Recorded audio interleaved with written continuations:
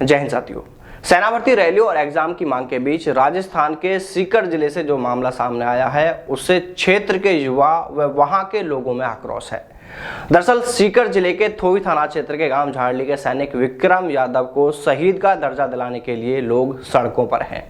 लोगों की यह मांग है कि सैनिक विक्रम यादव को शहीद का दर्जा दिया जाए, उनका अंतिम संस्कार सैन्य सम्मान से किया जाए और इससे पहले उनकी एक मांग यह भी है कि सैनिक के पार्थिव शरीर का फिर से पोस्टमार्टम किया जाए। वहीं दूसरी ओर सेना के अधिकारियों का यह कहना है कि सैनिक विक्रम यादव ने रिवॉल्वर से खुद को गोली मारकर आत्महत्या की है और ऐसे केस में सैनिक को शहीद का दर्जा नहीं दिया जाता है।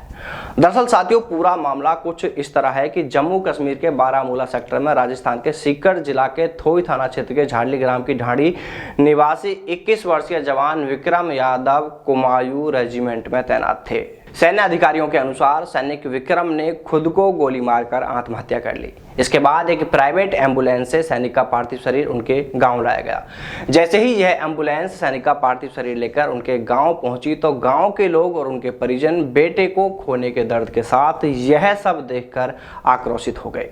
लोगों ने बताया कि सैनिक का पार्थिव शरीर सेना के वाहन से नहीं लाया गया और न ही वो तिरंगे में लिपट कर आया। इसके अलावा जिस तरह सैनिक की शहादत पर सैन्य सम्मान से अंत्येष्टि के लिए सेना की एक टुकड़ी आती है और सैन्य सम्मान से अंतिम यात्रा और अंत्येष्टि होती है, वैसा भी नहीं किया गया। अब यह सब देखकर गांव व आसपास के क्षेत्र के लोग एकत्रित हो गए और आक्रोशित होकर उन लोगों ने सैनिक का पार्थिव शरीर एम्बुलेंस में रखकर ही जयपुर नीमका थाना स्टेट हाईवे पर धरना प्रदर्शन शुरू कर दिया।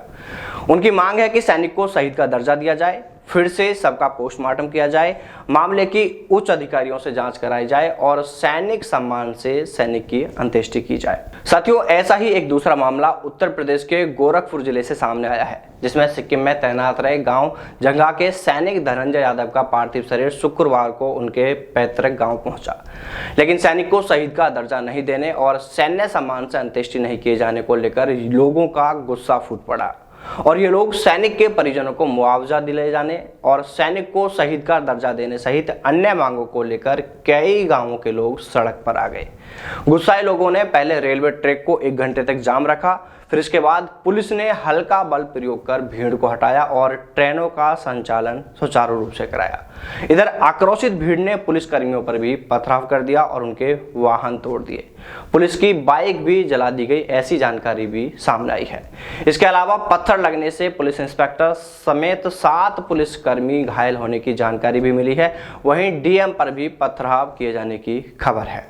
इसके बाद पुलिस ने आंसू गैस के गोले छोड़कर लोगों को इधर उधर किया, लोगों को खदेड़ा और बाद में डीएम के समझाने के बाद परिजन सब लेकर चले गए। वहीं सतर्कता बरतते हुए चौराहे को पुलिस ने छावनी में तब्दील कर दिया, लेकिन मामले में अभी तक यह स्पष्ट नहीं हो पाया है कि जवान की मौत आखिर किस वजह से हुई है। वहीं अमर उजाला की खबर के अनुसार डीएम ने बताया कि देवरिया 4 लेन पर सैन्यकर्मी के पार्थिव शरीर को रखकर प्रदर्शन किया जा रहा था।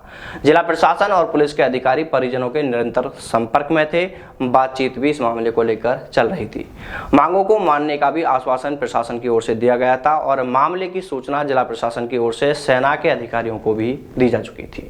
अधिकारियों के आते ही सम्मान से अंत्येष्टि की जानी थी और डीएम ने यह भी कहा है कि सैन्य अफसरों की टीम गोरखपुर आ रही है। इसकी जानकारी भी उनके परिजनों को दी गई थी और वे परिजन मान भी गए थे और अंत्येष्टि की तैयारी भी कर रहे थे। खराब कर दिया। देखिए साथियों, हम सिर्फ इतना कहना चाहेंगे कि दोनों ही मामलों की उच्च स्तरीय जांच होनी चाहिए और सैनिकों को सम्मान और उनके परिजनों को न्याय मिलना चाहिए। साथ ही हम ईश्वर से प्रार्थना करते हैं कि हे ईश्वर, इस दुख की घड़ी में परिजनों को इस दुख को सहन करने के लिए शक्ति प्रदान करें। और हम जिला प्रशासन और सेना के अधिकारियों से यह मांग करते हैं कि दोनों ही मामलों की जाँच उच्च स्तरीय अधिकारियों से करवाई जाए ताकि जो भी सच है वो सामने आ सके।